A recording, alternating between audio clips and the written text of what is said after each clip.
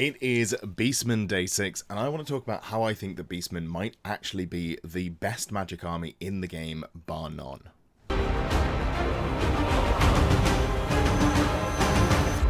With the new Arcane Journal, Beastmen get a new caster and a new Law of Magic, plus some new bits and pieces that they can layer on top of their ability to cast already, and finally they do get access to battle magic. Now, I don't think their access to battle magic is particularly useful, because that does tie you in to only having level 2 wizards, but let's go through the options that you've got as a Beastman caster and why I think that makes them so good. For context, before we get into the new offerings that the Arcane Journal gives you, let's just quickly refresh ourselves as to what we have. And we have the Beastman Shamans, which is a Great Bray Shaman and a regular Bray Shaman. Now, these are limited. You can only take 0 to 1 of these per 1,000 points in the two ways that you can take them, which is Wild Herd and Grand Army. Bray Shamans are uncapped in all detachments. I don't believe there's any restriction. So if you're playing the regular sort of rule of 3 comp that a lot of people go with, you could have 2 Great Bray Shamans and 3 Bray Shamans if you wanted to go down that route. What makes them special? They're pretty cheap, 150 points or 180 points for a level 4 wizard. It's not the cheapest you can get, but that does come with an extra pip of movement over most infantry casters. Toughness 5 is really high. You've got a couple of attacks with a great weapon theoretically, but also you have some built-in defense. You've got the Bray Staff, which, if you use it defensively, gives you effectively a hand weapon, but you also get a 5 up armor save.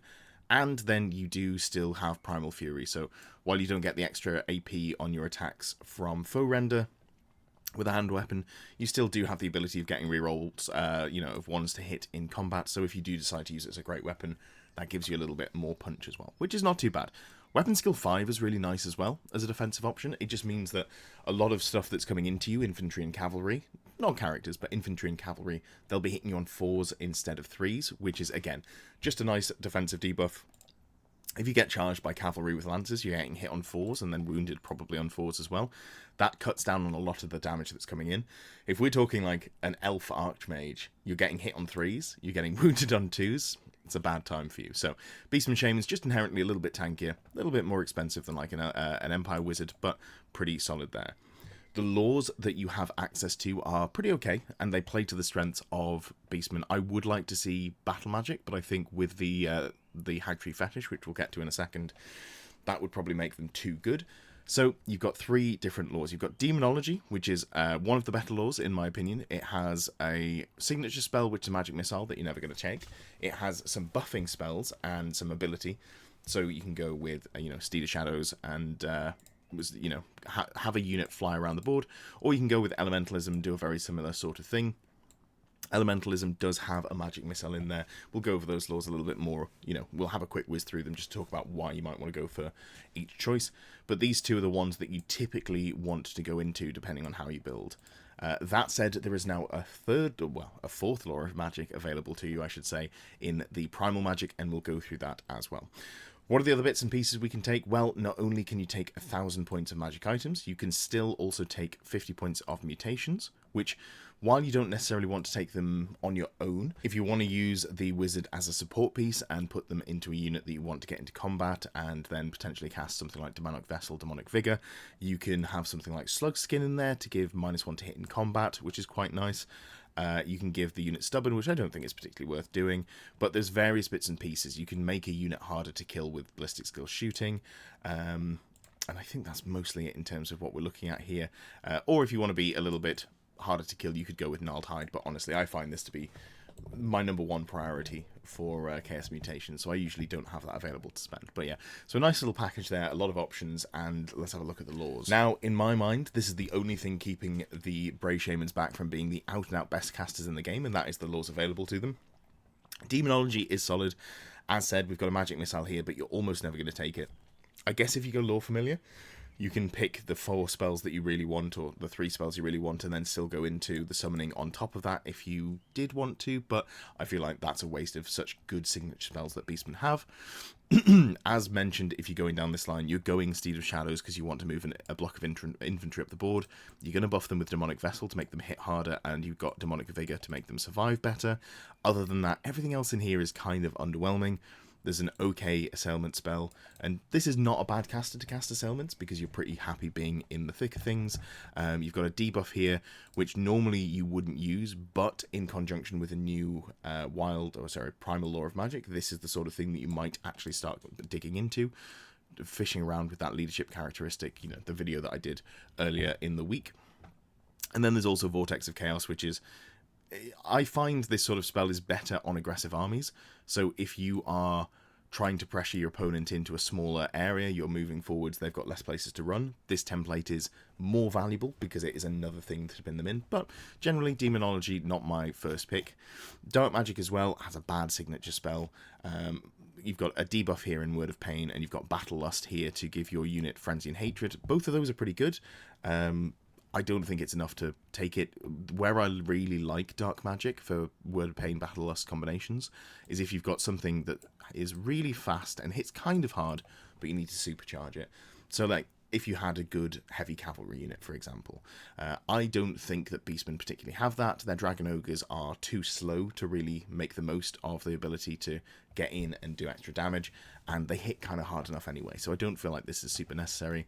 Which leads us on to Elementalism, which effectively doesn't have a signature spell, but that's okay because you're not going to take it. And then obviously the spells that everyone's going to be looking at taking: Plague of Rust to debuff your enemies' armor save, Earthen Ramparts to give yourself a ward save and make it harder for your opponent to charge you and get value out of it, Wind Blast just as your secondary magic missile, and then Travel Mystical Pathways.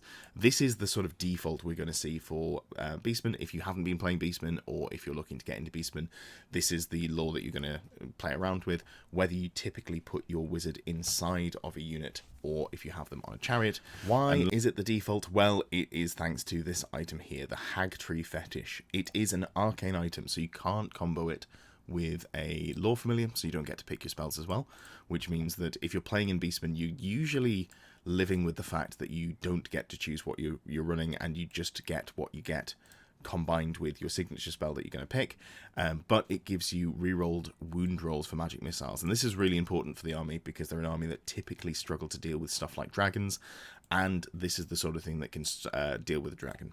You can do the Doom Bull plus Combat Res Brick, but the issue with that is a good opponent shouldn't be charging into that unit if they have any other choices, and even if they do charge in, you're not guaranteed to catch them even if you beat them in combat. So something like the Hag Tree Fetish is really nice because you can successfully get off a lot more wounds into the wizard, and it's combined with this Vile Tide, the most terrifying magic missile in all of the game. It's your signature, so again, you can't have this with Lore Familiar, but if you don't have Lore Familiar, pick into this one. Magic missile, 15-inch range, cast on an 8, which is really valuable because we're going to get to potentially taking lots of casters with this. And the target enemy unit takes 5d6 strength 1 hits, no armor save, but you can take ward and regen. Lots of dragons. I'm using this as dragons because they're the highest value, sort of most wound dense unit, but it's good at killing stuff like Pegasus Knights as well. The sorts of things that Beastmen really struggle with, the fast, hard-hitting mobile units, this is the perfect answer for. You probably know it already, you've probably seen it or suffered it, but combined with Hag Tree Fetish, your opponent's going to take, on average, 17 to 18 hits that only wound on 6s, but you re-roll your wounds. So on average dice, that's about 5 to 6 wounds, but you can absolutely spike up, and while you can spike down as well, because you are just looking for 6s, even with that re-roll, there is a world, and I've been in this world, where someone casts Vile Tide on your dragon, and then you have to take 12 ward saves, and then you just fall over immediately, and it's very sad for you. So, very swingy spell, but it does a lot of damage, and the threat of it is incredible. It's the most range punch you're going to find in any sort of magic missile combination that you can cast from a single wizard. Now that's all well and good, but it does mean that your secondary wizards are a lot less effective, so if we can't replicate it in the same way as you could go multiple Tzeentch wizards for Warriors of Chaos, where you can swap into your blue Fire of Chaos and just have consistent good magic missiles. So what do we do if we're looking to bring absolute magic dominance? Well, there's a couple of things, and let's go straight to the Arcane Journal for the items in there. First of all, not an item, but the Herdstone. Absolutely incredible stuff, assuming that you control it, which you should because you're putting it down and you're the one who's probably playing aggressive. You've got a 12-inch bubble around a 6-inch base size model, so that's 30 inches in diameter, an absolutely huge bubble, where you are at +1 to your casting rolls, and your enemy models, your enemy wizards are within range are at -1 to their casting rolls. So already you're setting up that sort of casting dominance, but also the defensive dominance, really nice, making sure that you're able to get those spells off, and your opponents are making it, finding it more difficult to get spells off. The other two items of immediate note is, first of all, the Blood of the Shadowgave, extremely common, 35 points, and this gives you just an auto-dispel scroll, so very similar to the runes of spellbreaking that you can get for dwarves, or old dispel scrolls if you've played previous edition of the game. It's very difficult to auto-dispel, and right now there are a lot of armies that bring pretty unreasonable levels of casting.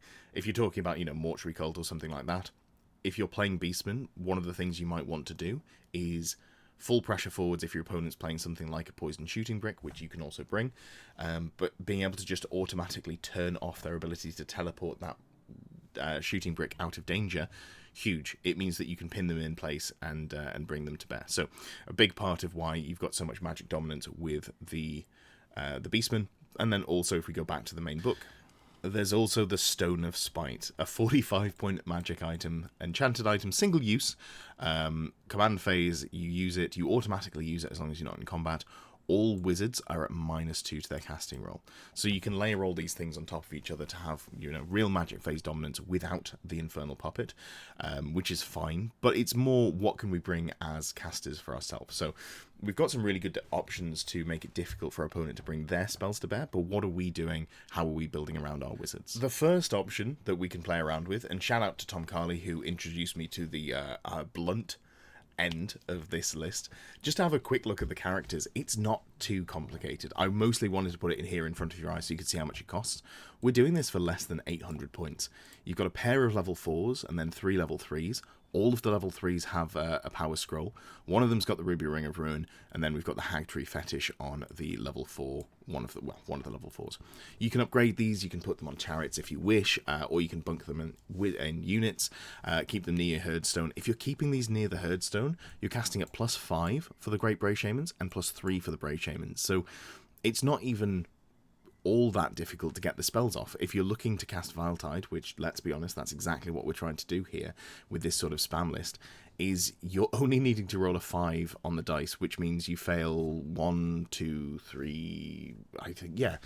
You've got a 26 in 36 chance to get the spell off. That's, I don't know, 70%, something like that off the top of my head. So anyway, the level 2 wizards very likely to get their spell off, and you've just got absolute magic dominance. And I think that's very strong, and I think it plays very well into the stuff that was good before the Arcane Journal came out. So for example, you can just take that Ungor herd, you can take the Wargore in character, who's going to take the Poison Banner, you can teleport them around doing the shooting. You've got 5 elementalism casters.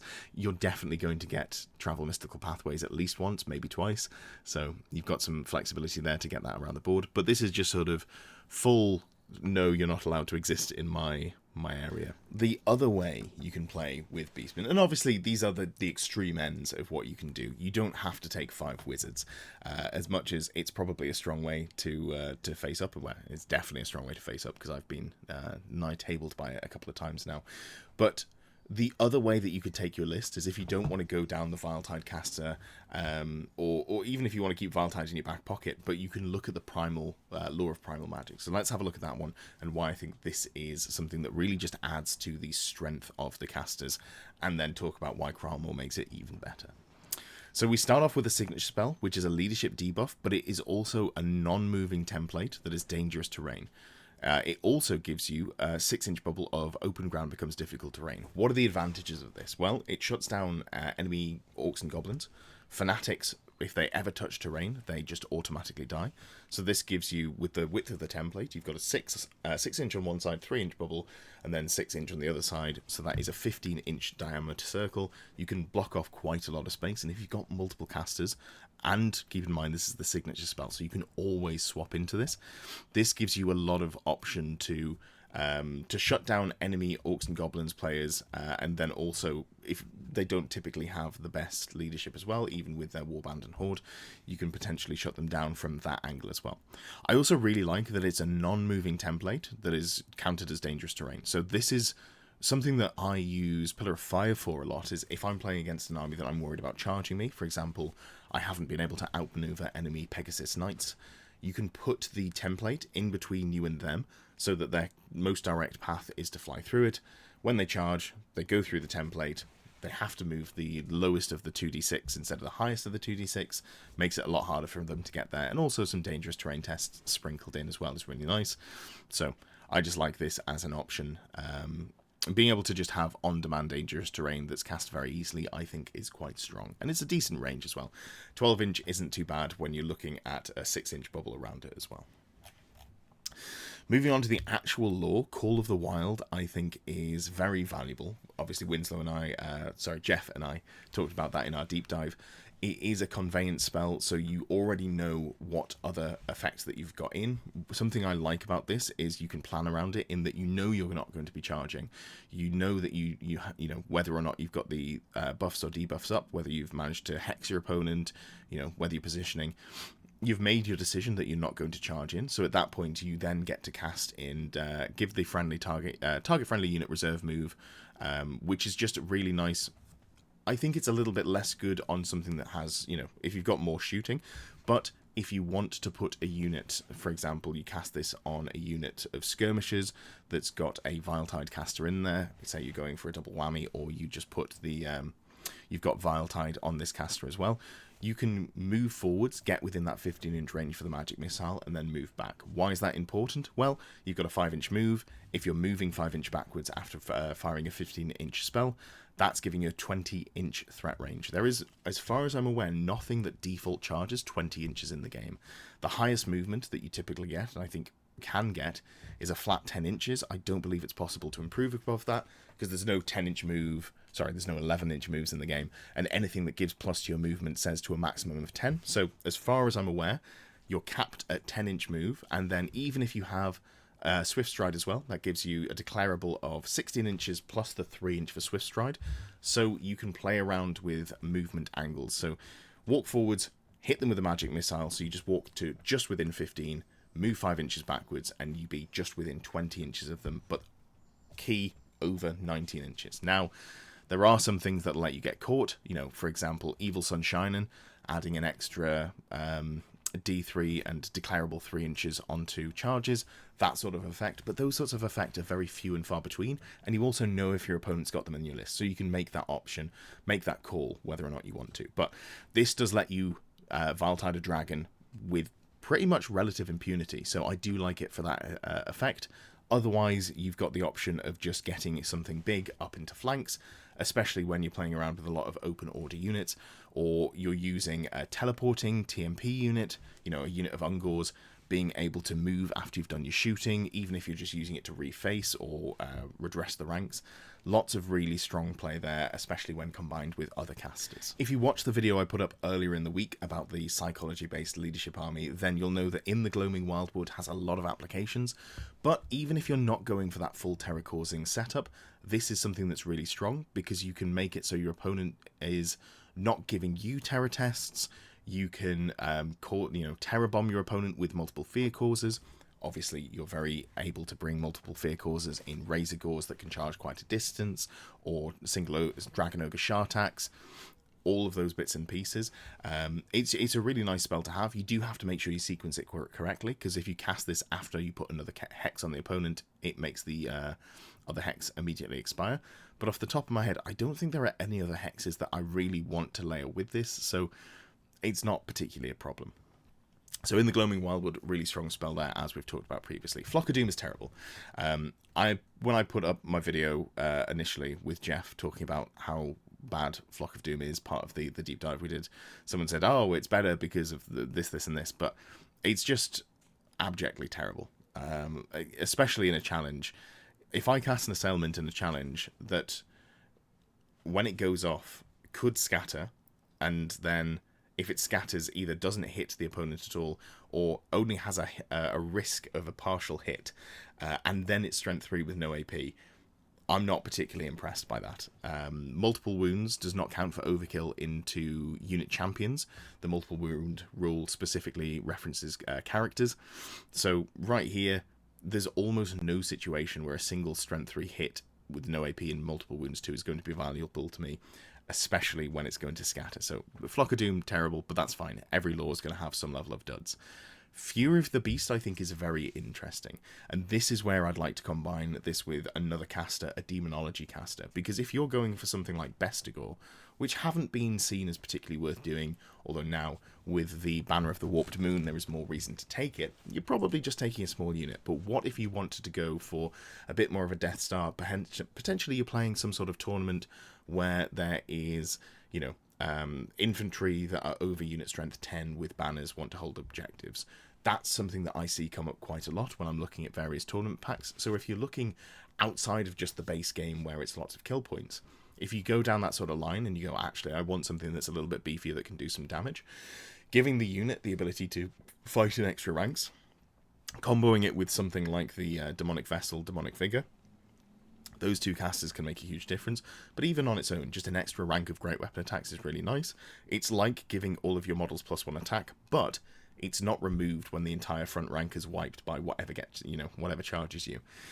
Obviously, the second rank can get wiped as well, but in, you know, if you get charged and 5 models die and you're 8 wide, you still have 3 models in the front rank, but 8 models in the second rank as well. So you're getting more value out of it than just a flat extra +1 attack, even though the buffs don't necessarily carry across. So do quite like Fury of the Beast, although it is a more difficult one to use in this sort of meta.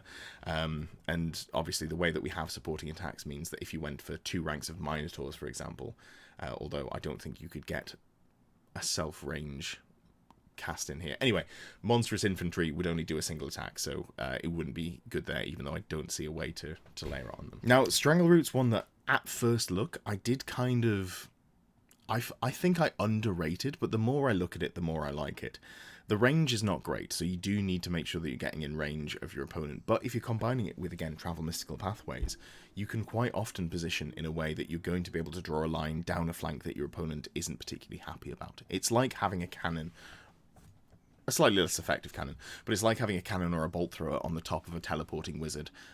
You get into an angle where you can draw a line down a flank, hit a lot of models, and suddenly you're getting some real value out of this. Again, this is something that combos really nicely with Viletide, and if you were potentially comboing it with Call of the Wild, you can get forwards, get into position to do some damage, and then potentially move backwards as well. So there's some real mobility tricks that you can play around with it. Any model that is hit takes D3 Strength 3 hits at AP2, so on its own, that's kind of fine, depending on the target, but when you start rerolling those wounds, I think that's where the real value comes in, and something that you can 1-2 punch with. If you go this into Viletide, a lot of models are going to die. You can maybe not quite wipe units of undead, but you can do a lot to them, more than your opponent is probably comfortable with you picking off.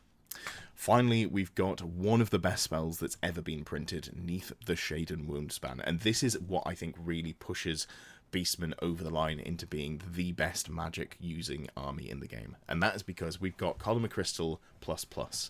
It's a magical vortex cast on a 10. We like vortexes with a high casting range. It's got a 15-inch range, so that's better than Column of Crystal. This is easier to position, so you're putting it down further away, which means it's harder for your the opposing wizard to get close to you to dispel it. If they're just doing a fated dispel, it's cast on a 10. You need to roll an 11 or 12. That's very unlikely. So chances are, if you get this down and then you move out of range, potentially again with Call of the Wild, a really good conveyance spell to just give you more mobility options. You've got this large blast template within 15 inches of the caster. It doesn't move. Again, we love vortexes that don't move. It means it's reliable. You know what you're working with. Dangerous terrain, which blocks line of sight. Also, within 6 inches of the template, enemy units are at -2 ballistic skill to a minimum of 1. So, if you're playing against Tomb Kings, are you finding that you get absolutely ruined because you like bringing big monsters and your opponent brings loads of Ushabti with great bows, let's say? Instead of hitting you on 4s all of the time, suddenly they're hitting you on 6s, and that's a lot less exciting. It's one of the only things that can interact with Arrows of Asp, so really nice there. But just everything on top of it is already good. And then on top of that, if an enemy unit ends its movement within 3 inches of the template, it immediately makes a panic test, and if fails, you flee away from the nearest enemy unit, which is not itself fleeing. So really strong there. It's just 4 spells stapled into one, which I think is nuts. You know, you block line of sight, you do a ballistic skill modifier of -2, you make enemies take panic tests, and on top of that, it's dangerous terrain. Okay, maybe it's 3.5 spells, but I think this thing is absolutely nuts, and having it in your back pocket is really valuable. So what's the best way that you're going to be looking at casting these? Obviously, we've talked about Primal Law quite a bit on the channel over the last couple of days, so if you want to find out more, have a look at the deep dive. We go into depth there, but also I talk about him in the Terror Leadership Bomb list as well. But the more I think about it, the more I am moving towards at least 2 casters in every Beastman list I play. And it's difficult to go double level 4. So I think the loadout that I like is going for Kralmor here, who gives you access to Primal Magic without having to go into the Wild Herd list or pay for the arcane item that gives you that. And then obviously he's got plenty of buffs in there. He's tanky. He's got the Devolve in here, which, if you're not building around it, will do some incidental damage, but it's just something your opponent is going to have to play around. And then you've got, again, -1 leadership in a 6-inch bubble, which, even if you're not using him as a leadership bomb sort of piece, he's still incredible in terms of making it so your opponent just runs away more. And I don't mean falls back in good order. I mean makes, actually breaks and flees from combat more. Lowering that leadership, really valuable for break tests. So I think in pretty much all of the lists I'm playing, outside of doing something specific like Minotaurs, I'm going to be looking at Kralmor here with Primal Magic, really strong, and then probably comboing it with a level 2 Viletide caster, because that still lets me put in some sort of like Doom Bull or Wargore to actually soak charges, which I think is really strong. However, I think the more I look at it, the more I'm convinced that you could go Grand Army, Kralmor, another level 4 Brave Shaman, and then just a Gorbel as your sort of relatively beefy front line to soak a dragon for a turn or so and just be a little bit of a pain in the backside.